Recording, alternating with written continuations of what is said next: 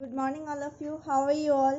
Today I am going to start next video of chapter 5 of class 8. Last class में हम लोगों ने पढ़ा था इग्निशन और किलिंग टेम्परेचर, जिसमें हम लोग को पता चला था कि कोई भी सब्सटेंस एक टेम्परेचर अटेंड करने के बाद ही बर्न कर सकता है, यानी जल सकता है। उसके नीचे, उस टेम्परेचर के नीचे वो नहीं जल सकता। तो वही आपको एक एक्टिविटी देखना था, to prove that combustion of wax. Combustion यानी कि जलना, वैक्स का जलना, वैक्स यानी मोम, वो भी कब होता है? जब वो अपने इग्निशन टेम्परेचर को अटेन कर लेता है। इग्निशन टेम्परेचर क्या? जब वैसा टेम्परेचर जिसके स्टार्ट होते ही, जो अटेन होते ही वो सब्सटेंस जलना शुरू हो जाता है। तो make a hole in a piece of tin और एल्युमिनियम फॉयल। एल्युमिनियम फॉयल तो आपके घर में अगर होगा ही, वो खाना जिसमें रैप किया जाता है पतला सा, उसमें क्या करना है, एक छोटा सा होल, जैसे ये आप देख रहे हो यहाँ पे होल है, ठीक है। Now take a lighted candle, lighted मतलब जला हुआ कैंडल आपको ऐसा लेना है, and slide the metal foil, और इसको क्या करना है, इसमें से पास करवाना है मेटल को, जैसा कि यहाँ दिख रहा है, क्योंकि बीच में क्या किया था आपने, होल किया था। बिलो द फ्लेम, तो यहाँ तक फ्लेम के नीचे ला के रखना है, ये नहीं कि फ्लेम के बीच में छोड़ देना है, यहाँ तक, ठीक है। And above the melted wax, melted wax ये दिख रहा है, पिघला हुआ वैक्स है यहाँ पे, तो इसको यहीं पे लाके छोड़ देना है। एज शोन इस फिगर, जैसा कि यहाँ पे दिखाया गया। व्हाट डू यू ऑब्जर्व, आप क्या देखोगे कि थोड़ी देर बाद क्या हुआ, ये फ्लेम बुझ जाएगा, यहाँ पे दिख रहा है। तो why does the candle flame first reduce and then extinguish, यानी कि ये जो फ्लेम, ये जो ज्वाला आपको दिख रहा था, ये पहले धीरे धीरे कम हो जाएगा और फिर फाइनली बुझ जाएगा, एंड देन एक्सटिंग्विश। तो व्हेन, ये पूछा है कि ऐसा क्यों हुआ।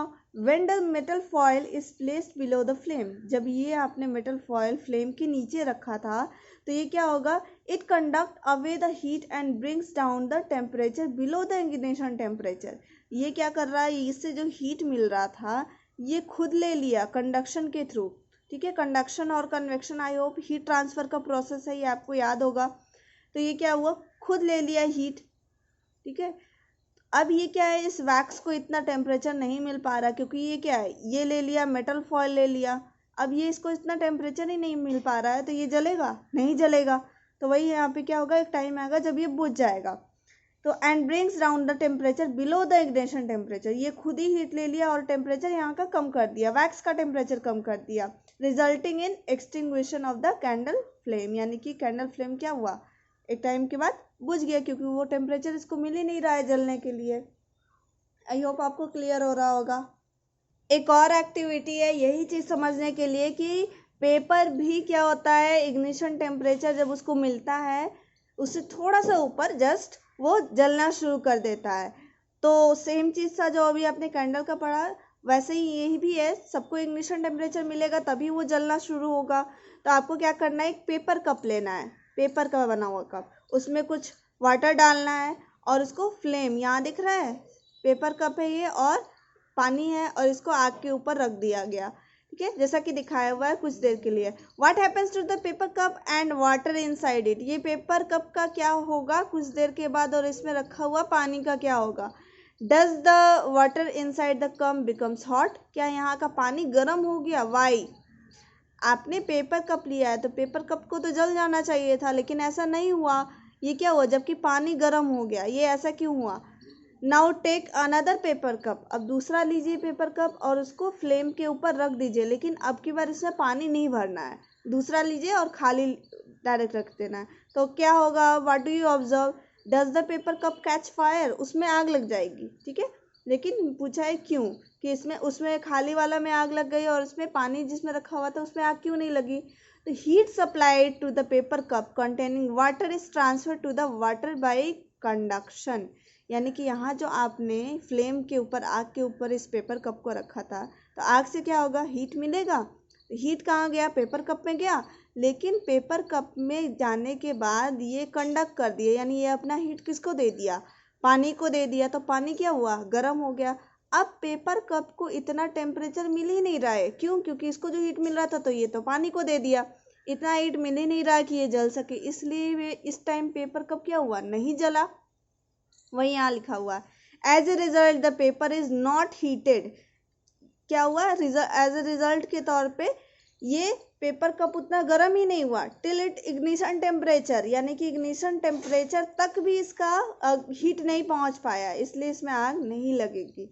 लेकिन जो दूसरा आपने खाली वाला लिया था बिना पानी का, उसको जलाओगे तो तुरंत उसमें इग्निशन टेम्परेचर जितना इसको हीट फ्लेम से मिलेगा तुरंत पूरा का पूरा ले लिया और जल्दी ही जल गया। तो ये बहुत इजी एक्सपेरिमेंट था जो आप कर सकते थे, ठीक है। तो ये आप देख लीजिएगा, ये आप कर भी सकते हो घर पे। नेक्स्ट है a substance catches fire if its temperature is lower than it's ignition temperature, यानी कि कोई भी सब्सटेंस नहीं जल सकता जब तक कि उसका टेम्परेचर इग्निशन टेम्परेचर के बराबर या उससे ऊपर ना हो जाए, even if it is kept in a jar of pure oxygen, यानी कि आप उसको कितना भी ऑक्सीजन दे दो वो नहीं जलेगा। यानी कि अगर आप उसको प्योर ऑक्सीजन दो जिसमें पूरा ऑक्सीजन नहीं हो, क्योंकि एयर क्या है, एयर में तो मिक्सचर ऑफ गैसेस है ना, यानी nitrogen, helium, hydrogen, carbon dioxide और ऑक्सीजन सब मिला के, लेकिन क्या तभी भी वो सब्सटेंस जल जाता है। तो वही बोल रहा है कि अगर आप इसको प्योर ऑक्सीजन भी दोगे, अगर उसका इग्निशन ही टेम्परेचर नहीं है तो वो नहीं जलेगा।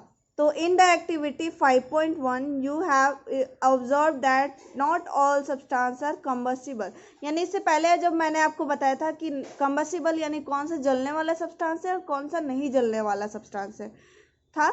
तो but substances like petrol, LPG, alcohol etc catches fire easily, तो ये आपने पढ़ा था कि ये सब क्या है, कंबस्टिबल सब्सटेंसेस है जो आसानी से जल जाता है। This is because there ignition temperature is low, उसका इग्निशन टेम्परेचर क्या है, जलने का टेम्परेचर क्या है, कम है।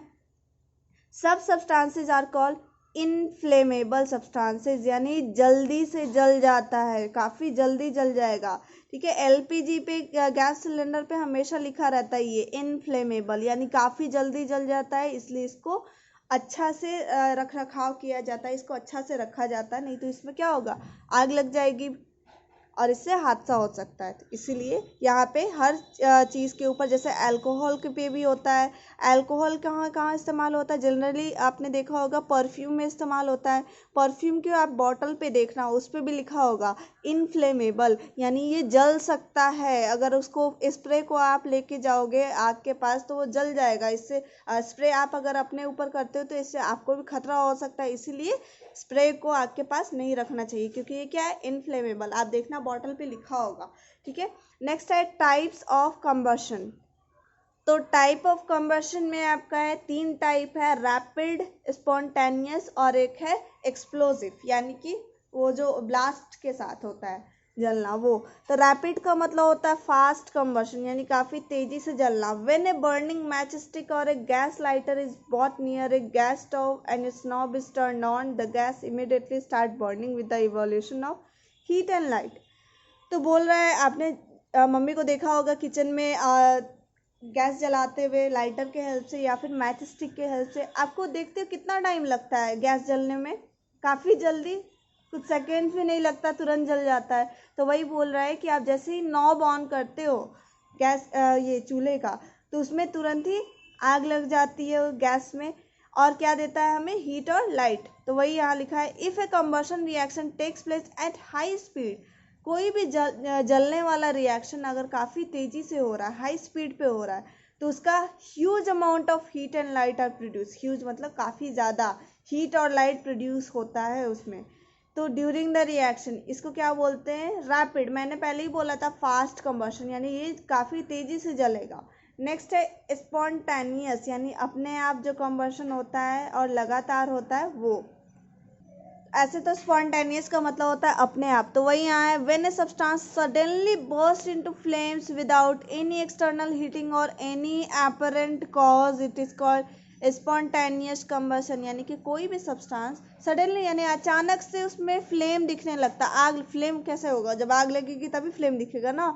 विदाउट एक्सटर्नल हीटिंग, आपने उसको हीट भी नहीं किया, गर्म भी नहीं किया और कोई कारण भी नहीं है, और एनी अपरेंट कॉज, कोई कारण आपको नज़र नहीं आ रहा, उसमें अपने आप आग लग गई, तो उसको क्या बोलेंगे, स्पॉन्टेनियस कंबशन, यानी जिसमें अपने आप आग लग जा रही है। For example coal dust result into many disastrous fire in coal mines, यानी कि कोल यानी कोयला का जो डस्ट होता है पाउडर होता है उसमें अपने आप आग लग जाती है। कोल माइंस यानी कोयला के खान में।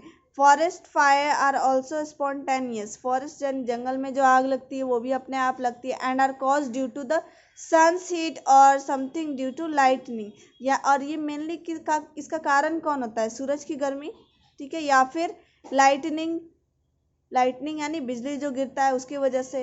वाइट फॉस्फोरस, ये तो आपने पहले वाले चैप्टर में भी पढ़ा है इसमें कि ये भी अपने आप हवा में अपने आप ही जल जाता है जब उसका टेम्परेचर यानी एनवायरनमेंट का जब टेम्परेचर 35 डिग्री सेल्सियस होगा, जैसे ही पहुंचेगा एनवायरनमेंट का टेम्परेचर, इसमें आग लग जाएगी क्योंकि इसका इग्निशन टेम्परेचर ही कितना है 35 डिग्री सेल्सियस, तो ईजिली क्या होगा इसमें आग लग जाएगी। तो फिलहाल के लिए यहीं तक, बाकी का नेक्स्ट वीडियो में जिसमें आपको एक्सप्लोसिव वाला पढ़ाना है, ठीक है, इतना तक आप लोग पढ़ लीजिएगा।